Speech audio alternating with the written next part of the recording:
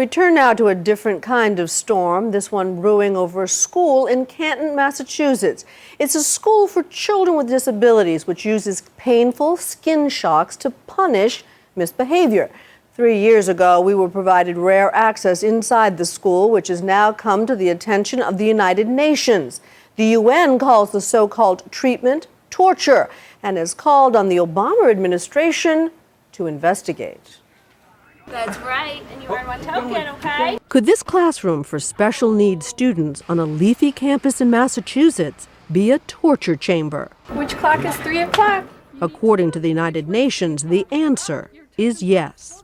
Okay, you ready? Yep. That's because of the brand of teaching practiced here, electric shock. They gave me a sample. I'm glad it's over. That's right. About half of the 220 students here, who have a variety of disabilities and many of whom are violent, are regularly hooked up to the device in this backpack, which delivers an electric shock when they engage in forbidden behavior. The device is simply a device that has absolutely no side effects and is extremely effective as a corrective procedure to encourage children not to show violent behavior, not to show self-abusive behavior. Trust me, it hurts, but that's the idea.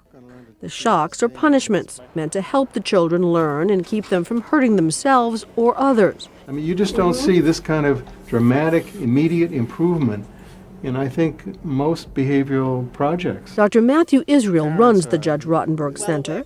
He says students are attached to electrodes sometimes as long as 24 hours a day, 7 days a week, sometimes for years at a time. Each student wears 4 or 5 devices on their arms, legs, and sometimes torsos. It has no detrimental effects whatsoever. It hurts, though. It's intended to hurt, and if it didn't hurt, it wouldn't be effective. We spoke to Dr. Israel when we visited the Judge Rottenberg Center back in 2007. And it's at this point that the skin shock was... He was and remains a staunch defender of his controversial method of behavior modification, saying it has dramatically changed students like Brandon. Before he started the therapy, Brandon would hit himself over and over again and nearly starved himself to death. What a guy! Look at you! This is Brandon after the treatment. Proof, Dr. Israel says, that the school system of reward and punishment works. So when someone calls this torture of school children... The real torture is what these children are subjected to if they don't have this program. They're drugged up to their gills with drugs that cause them to be so sedated that they essentially sleep all day, or they end up in state institutions or warehoused or in jails. The skin shock is not used until a court and the child's parents have approved. Dr. Israel maintains that for a small group of deeply troubled students, it is both appropriate and effective. But it doesn't come cheap. The school costs $200,000 a year for each student, largely paid for by tax dollars. You are aware that some people see you as a sort of quack. You do know that. I do my best. Does it bother you? I'm quite confident that the procedures we hear are all based firmly on the professional literature of behavioral psychology. Building a big reward area, which is like an arcade. His theory of reward and punishment is based on the work he did with the psychologist B.F. Skinner. I'm going to use this switch, who he studied with at Harvard. We go to the gift fair. And in addition to the shock devices, he also showed us the reward room, where students can buy prizes with points earned for good behavior. For years, Massachusetts State Senator Brian Joyce has tried to shut down the school without success. If this same treatment were allowed on terrorists in Guantanamo Bay, there would be worldwide outrage. Now the United Nations agrees with him. The UN's top authority on torture says the prohibition on torture is absolute and has called on the Obama administration to launch an investigation into the school. To be frank, I was shocked. In your opinion, as an expert on torture, is it indeed torture? Yes. No question. I think I have no doubts about it. It is inflicted in a situation where the victim is powerless. And, I mean, a child in a restraint chair being then subjected to electric shocks, yeah, how more powerless can you be?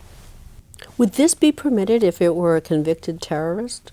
No, of course not. The school sent us these videos to show how disturbed some of the children are, and a response saying, "It is just as ridiculous to equate JRC's aversive therapy, which is court-approved on a case-by-case basis, with torture, as it is to call a surgeon's knife cutting into flesh an assault with a dangerous weapon. The alternative is to be drugged into insensibility, restrained, secluded, and warehoused in a state mental hospital. In effect, a form of living torture." Several parents we spoke to said they believe the shock treatment has helped their children. Linda and Richard Doherty say nothing else had worked for their son, Mark, now 24. When did he start hurting himself?